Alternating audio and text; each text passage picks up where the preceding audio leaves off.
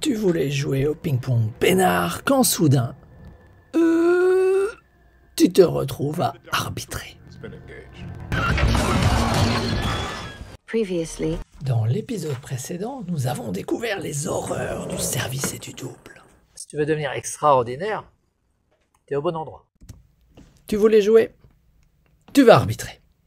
Que ce soit en tournoi ou en équipe, tu te retrouves à arbitrer. Alors autant connaître le règlement. Et ce que tu dois faire. L'arbitre vérifie le matériel, de toute façon tu as les codes d'homologation, et tu vois que ma raquette loisir ne l'est pas, mais bon, faut pas exagérer. Et en vérifiant le matériel, c'est aussi le moment de te rendre compte si un des joueurs a une impossibilité naturelle à poser la balle dans sa main ouverte. Ça sert à rien de demander à quelqu'un qui n'est pas en capacité de le faire. C'est l'arbitre qui effectue le tirage au sort pour la réception ou le choix du camp, pas comme ce que tu vois à l'écran. Et puis c'est également lui qui donne le droit de ne pas jouer dans une tenue estivale. Alors là, ce jour-là, tu vois que je joue avec une veste et une écharpe. Il faisait tellement froid. Alors j'ai pas demandé autorisation, mais clairement c'est lui qui est censé t'autoriser à faire ça.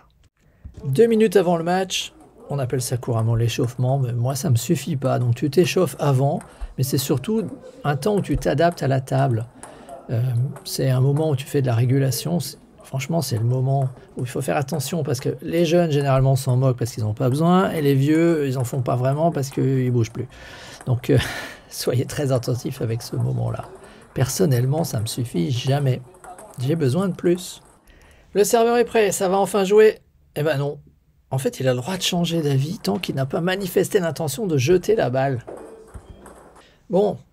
La balle n'est pas en jeu si le service est exécuté alors que tu n'es pas prêt. Il suffit de lever la main pour que ça soit le cas. Donc tu vois, tant que tu manifestes pas ton intention de frapper la balle, c'est bon. Dans l'exemple que je t'ai mis là, le mec fait exprès, forcément, puisqu'il fait exprès pour ralentir et il va se prendre un carton jaune puis un carton rouge. Chose qu'on verra un peu plus tard, puisque en tant qu'arbitre, c'est à toi de détecter entre le gars qui ne présente pas la balle sur la main et qui sert donc faux et le receveur qui joue au plus malin pour casser le jeu, c'est toi qui portes ton jugement. Ton rôle en tant qu'arbitre, c'est aussi de détecter tous les incidents indépendants de la volonté des joueurs, c'est-à-dire les balles de la table d'à côté qui viennent perturber, le joueur qui passe de la table d'à côté qui passe dans le champ de vision d'un des deux qui gêne, etc., etc. Et c'est vrai qu'en tournoi, ça peut être, quand les tables sont très proches, ça peut être des fois un peu pénible, jusqu'à ce qu'on puisse enfin jouer un point correct, que tu n'es pas obligé d'interrompre. Lors du service, tu es attentif à ce que la balle ne touche pas le filet. Mais moi, je vais insister là-dessus. J'ai fait un épisode spécifique sur les règles du service. Donc le minimum, ça serait d'aller le voir. Je te mets le lien là-haut. Parce qu'il y a du boulot dans ce domaine. Et ça me semble bien plus important que le fait de toucher le filet. Ce dont souvent les joueurs se rendent compte bien avant toi d'ailleurs. Si tu interviens parce que le service n'est pas conforme, tu vas donc avertir le joueur. Et si ultérieurement, il refait des services qui ne sont pas conformes, tu donnes le point directement au receveur. C'est dur, mais c'est comme ça que ça fonctionne et il y a comme ça que ça évoluera. Parce que sinon, c'est un petit avertissement et ouais, certes, ça perturbe un peu sur quelques échanges. Mais après, c'est reparti. Faut pas croire, ça va rien changer du tout. Tu peux mettre en pause pour avoir le temps de lire. L'arbitre conduit la partie et donc tu annonces le score dès que la balle cesse d'être en jeu à la fin d'un échange et aussitôt que tu peux le faire. Tu annonces le score de ceux qui vont suivre après, lors de la prochaine balle. Donc au moment du changement, tu donnes tout de suite le score dans l'autre sens. Des gestes sont prévus pour ça, tu vois, la main levée vers le haut, balle à remettre. Nouveau serveur, donc tu montres le côté. Point, c'est le point fermé. Et arrête avec l'index à l'horizontale. Donc ça peut être utile, surtout dans des environnements bruyants. Tu conduis la partie et tu es le gardien du temps. Alors tu es également le gardien des raquettes, parce que durant toutes ces interruptions, celles qui sont au bout de 6 points, qui permettent donc de s'éponger rapidement, les changements à la belle aussi, tu as le droit d'aller t'éponger rapidement, et chaque équipe a droit à chaque joueur, chaque équipe en double a droit à un temps mort par partie d'1 minute maximum et 1 minute entre chaque manche. Et un joueur qui doit disputer 2 parties successives a droit à 5 minutes entre ces 2 parties. Donc ça, c'est pour les matchs en équipe. C'est toi qui gardes tout ça. Mais, parmi tout, ce qui est à mon sens encore plus important, c'est que tu es un arbitre neutre. Tout à fait. Un arbitre neutre ne prend pas parti et permet une bonne compréhension du jeu par tous, aussi bien par les deux protagonistes que par le public aux alentours qui regarde le jeu et qui se dit l'arbitre est de qualité parce qu'il ne prend pas parti, malgré que son coéquipier, ami, joue et peut être en difficulté dans le jeu. Tu peux être amené, dans certains cas, en fonction des niveaux, à coacher ton coéquipier, mais uniquement en fin de manche.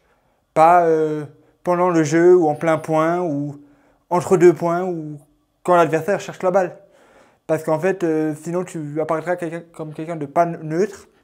Et la neutralité, effectivement, c'est important. Même, une nouvelle fois, même si ton coéquipier peut être en difficulté. Mais surtout, ça permet aussi de... Pour moi, c'est très important, et j'appuierai là-dessus, c'est la clarté. Aussi bien au niveau du règlement qu'au niveau du jeu, au niveau des joueurs, quoi. Permet de montrer, vous pouvez avoir confiance en moi, je vais faire mon boulot du mieux possible, même si c'est mon copain qui joue. C'est tout à fait ça. Même si en réalité, tu peux être amené au cours de la partie à faire les deux. Vu que tu peux te lever en fin de manche, qu'un vrai arbitre ne ferait pas, un arbitre de critérium ou tout ça ne se lèverait pas en fin de manche pour aller coacher. Mais par équipe, quand vous n'avez pas de coach, il peut être amené que l'arbitre se lève et donne quelques conseils en fin de manche à son coéquipier. Un joueur qui tape délibérément 2 fois la balle successivement perd le point. Alors, ça n'arrive pas souvent. Par contre, ce qui arrive plus souvent, c'est ce que tu vas voir à l'écran là maintenant, c'est-à-dire qu'il s'appuie sur la table avant que la balle soit morte. Alors là, j'ai rien dit parce que j'étais pas en position de la ramener, mais ce point était à moi. Lorsque tu te rends compte qu'il y a eu des erreurs, et tu as vu dans la vidéo consacrée au double que ça arrive plus qu'on ne le croit, corrige. On ne revient pas sur ce qui était dans le passé, mais l'arbitre corrige et on reprend dans le jeu normal. Et pour les choses pénibles liées à la discipline. Donc, alors, il existe plusieurs cas dans lesquels tu peux mettre des cartons, mais c'est essentiellement tout ce qui est comportement en fait. Donc je te laisse imaginer tous les comportements insipides que tu peux parfois voir et horribles à même arbitrer parfois. C'est entre le joueur qui balance sa raquette sur les séparations, qui shoot dans les séparations. J'en ai une fois une joueuse qui a lancé sa raquette dans le filet s'est carrément détaché. Je te laisse imaginer la suite, point de vue, même pour les clubs en fait. Parce qu'admettons, si le filet est cassé, il faut remplacer le filet, ça a des coûts économiques derrière qui sont pas normaux parce que c'est pas prévu dans le budget, quoi. Et après, donc c'est pour ça que tu peux sanctionner d'un carton. Donc effectivement, tout ce qui est... Après, il peut y avoir également tout ce qui est nom d'oiseau. C'est vrai que c'est plus rare, mais nom d'oiseau peut être amené à mettre des cartons. Ou des insultes sexistes, racistes, ou j'en passe les meilleurs, mais tout ça, tu peux être amené à mettre des cartons. Mais tu noteras c'est uniquement sur la discipline. Tu ne peux pas mettre un carton à quelqu'un qui, admettons, ne connaît pas le règlement. Tu as ton rôle d'aiguiller, de guider la partie, de lui rappeler, si tu veux, la bonne conduite à suivre, mais tu ne peux pas le pénaliser parce qu'il ne le connaît pas. C'est là où le côté pédagogique rentre en ligne de compte et c'est très important. Quelle est la conséquence sur le score d'un carton? Donc un carton jaune, tu n'as pas de conséquence. C'est un simple avertissement.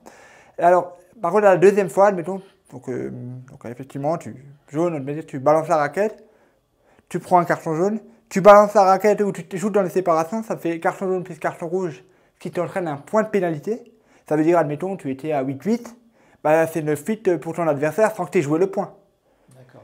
Et alors, admettons, donc voilà, donc ça c'est le deuxième cas de figure, admettons, la même personne recommence lancer une raquette ou je ne sais quoi, hein, tu mets le terme le méfait que tu veux. Et alors ça fait jaune plus rouge plus 2 points de pénalité. Donc effectivement, donc là mathématiquement, tu étais à 9-9, bah, tu perds la manche 11-9, hein, sans avoir joué le point. Et la sanction suprême, et c'est uniquement en présence de juge arbitre, c'est le carton rouge définitif où le joueur sort et est exclu, comme tu peux l'avoir dans d'autres sports en fait finalement. Et donc, mais ça c'est uniquement au juge arbitre de le faire et c'est pas... admettons sur une rencontre sans juge arbitre, tu ne verras jamais ce cas de figure. Même les cartons, tu ne les verras pas. Parce qu'au moment notamment de la saisie sur feuille, il faut qu'il y ait un référent juge arbitre qui valide les cartons quelque part, quoi. Ouais. Et alors, il faut savoir aussi, très important sur la discipline, c'est que dans le cas de rencontre par équipe, quand tu as 14 parties, admettons, Cyril joue la première partie, était très énervé, prend un carton jaune. Quand Cyril va jouer son deuxième match au cours de la rencontre, il va garder son carton jaune. Ça veut dire que La prochaine fois qu'il fera une erreur, il aura directement un jaune plus un rouge. Il recommencera pas à jaune nouvelle partie. Les cartons sont gardés tout au long de la rencontre. Et donc sont évolutifs en fonction des erreurs. Oh purée, j'ai fait un cauchemar. J'ai cru que je servais faux. J'ai cru que j'avais oublié les règles du double. Et pire que ça, qu'on m'avait kidnappé pour devenir arbitre. J'ai pas du tout envie de devenir arbitre. Moi j'ai envie de jouer et il est temps de repartir à l'entraînement. Et je te propose de suivre l'aventure dans les prochaines vidéos.